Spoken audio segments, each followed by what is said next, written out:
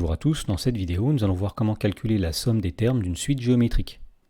Dans l'exemple, on nous dit dans la première question, soit UN la suite géométrique de premier terme U0 égale 5 et de raison Q égale 3. Et on demande de calculer la somme grand S qui est égale à U0 plus U1 plus U2, etc. jusque U10. Alors la première chose qu'on va faire pour calculer cette somme, ça va être d'exprimer UN en fonction de N, de donner la forme explicite de la suite UN.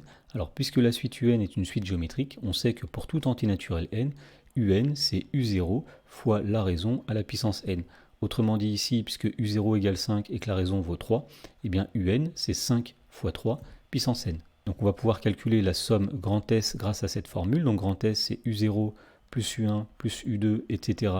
jusque U10. Et ce qu'on va faire, c'est qu'on va remplacer chaque terme de la somme par la formule que nous avons donnée précédemment. Donc par exemple, U0, c'est 5 fois 3 puissance 0. De la même façon, on va dire que U1, c'est 5 fois 3 puissance 1, U2 c'est 5 fois 3 puissance 2, etc. jusqu'à U10 qui est égal à 5 fois 3 puissance 10. Alors à partir de là, on constate qu'il y a un facteur commun qui est le nombre 5, donc nous allons le mettre en facteur. Donc grand S c'est 5 facteurs de 3 puissance 0, plus 3 puissance 1, plus 3 puissance 2, etc. jusque 3 puissance 10. Et donc ceci peut être réécrit plus simplement en 5 facteurs de... Alors 3 puissance 0 c'est 1, un nombre à la puissance 0 donne 1. 3 puissance 1 c'est 3, un nombre à la puissance 1 c'est lui-même. Plus 3 puissance 2, 3 au carré, etc. jusque 3 puissance 10. Et donc pour terminer le calcul de cette somme, nous allons calculer la somme qui est dans la parenthèse ici, grâce à une formule qui est à connaître. Et donc cette formule dit que si Q est un nombre différent de 1, pour tout entier naturel n, lorsqu'on fait 1 plus Q au carré, etc. jusqu'à Q puissance n, c'est Q à la puissance n plus 1 moins 1 divisé par Q moins 1. Alors cette fraction peut aussi s'écrire 1 moins Q à la puissance n plus 1 sur 1 moins Q.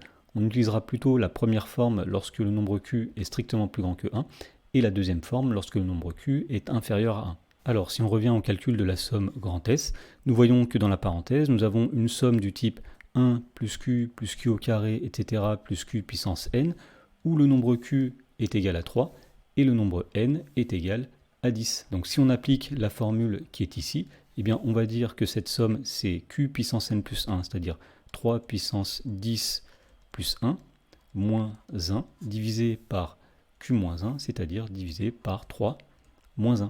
Et donc on en déduit que la somme grand S est égale à 5 multiplié par, donc ici nous avons 3 puissance 10 plus 1, c'est-à-dire 3 puissance 11. Ensuite nous avions moins 1, donc 3 puissance 11 moins 1, divisé par 3 moins 1, c'est-à-dire divisé par 2. Alors pour terminer le calcul de la somme, nous allons calculer 3 puissance 11. Donc grand S, c'est 5 multiplié par 3 puissance 11, c'est-à-dire 177 147, moins 1, divisé par 2. Autrement dit, c'est 5 multiplié par 177 146 lorsqu'on fait moins 1, divisé par 2. Et lorsqu'on divise 177 146 par 2 et qu'on multiplie par 5, on trouve 442 865. Dans la question numéro 2, on dit soit Vn la suite géométrique de premier terme V0 égale 6 et de raison Q égale 3 cinquièmes.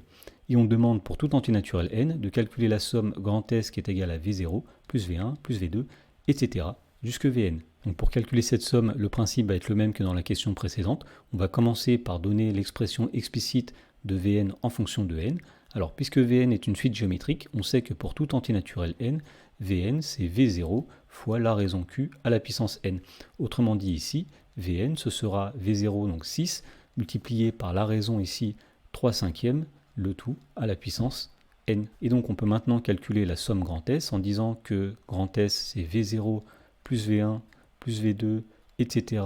jusque Vn, et on va remplacer chaque terme de la somme par l'expression explicite que nous avons donnée ici.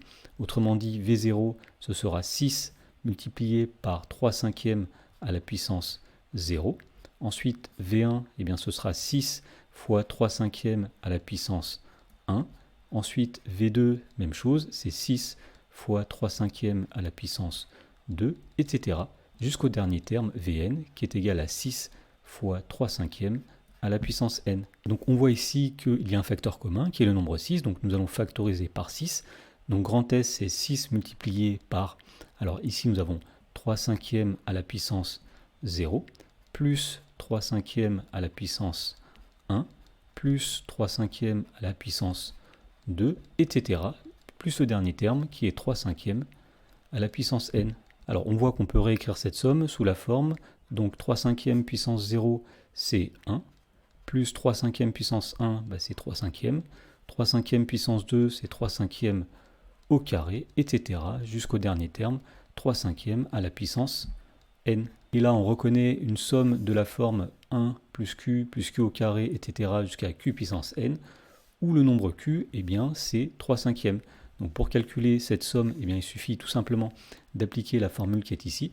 Alors nous avions dit que lorsque le nombre q est plus petit que 1, il est plus commode d'utiliser la deuxième formule qui est ici. Donc c'est ce que nous allons faire ici. On va dire que la somme grand S est égale, donc tout d'abord nous avons 6 multiplié, et donc lorsqu'on applique la formule ici au nombre q qui est égal à 3 cinquièmes, nous allons obtenir 1 moins la raison q, donc 3 cinquièmes à la puissance n plus 1, puisque ici la somme allait jusqu'à la puissance n, divisé par 1 moins q, c'est-à-dire 1 moins 3 cinquièmes. Donc pour terminer le calcul, il nous reste à réduire cette expression. Donc ici nous avons 6 multiplié par 1 moins 3 cinquièmes, ça donne 5 cinquièmes moins 3 cinquièmes, c'est-à-dire 2 cinquièmes. Et au numérateur, nous avons toujours 1 moins 3 cinquièmes, le tout à la puissance n plus 1. Ensuite, on va dire que diviser par une fraction, c'est multiplier par son inverse.